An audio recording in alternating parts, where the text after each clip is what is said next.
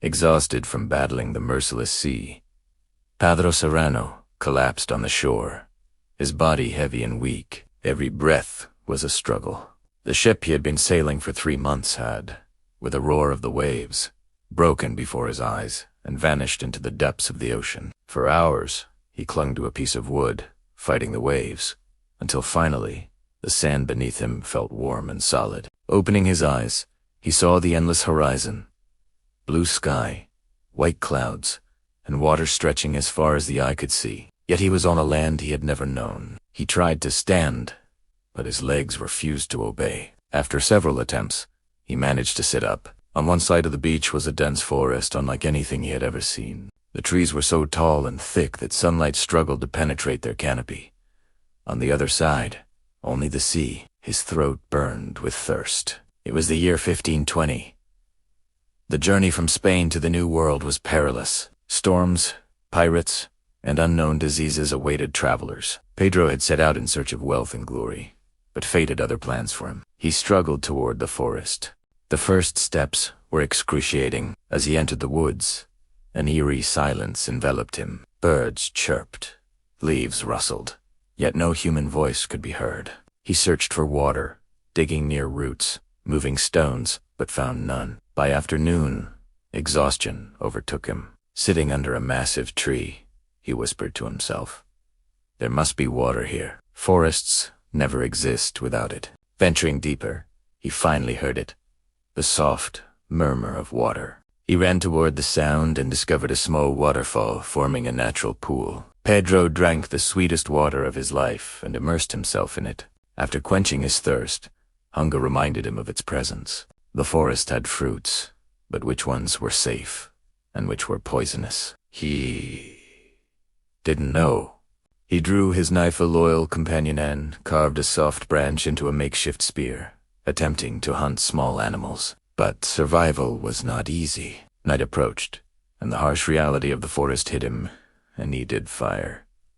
In the wild, fire was life. He rubbed dry sticks together until his palms burned, sweat streaming down, yet no spark emerged. Remembering another method, he placed a piece of cloth on the back of his knife and struck it with a stone. After many attempts, sparks ignited the cloth, which he placed atop dry leaves and twigs.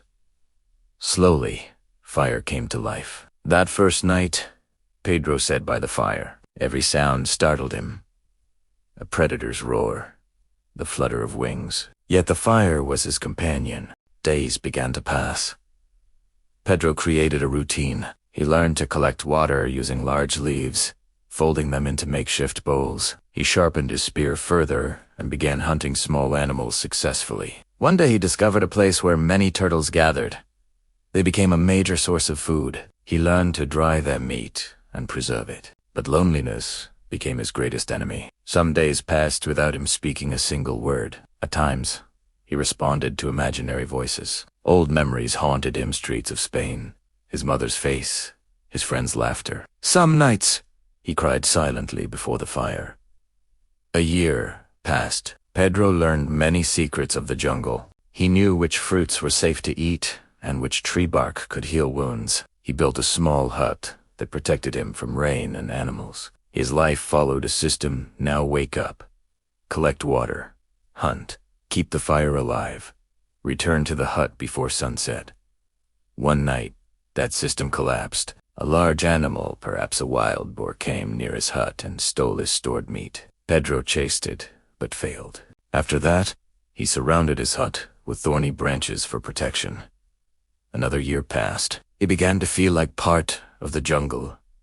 Trees were his friends, small animals his companions. He spoke to them, gave them names. Yet the longing for a human voice never left his heart. On a stormy night, in the 3rd year, thunder roared, rain poured, and wind bent the trees. As Pedro tended his fire inside the hut, he heard a strange sound from the direction of the sea. The sound of breaking wood, then screams. He grabbed his knife and ran toward the shore. Despite the storm, he reached the beach. In the distance, he saw a ship smashed against rocks, broke it in two. He entered the water and swam toward the wreckage. Bodies floated lifelessly. Then he heard a voice cry for help.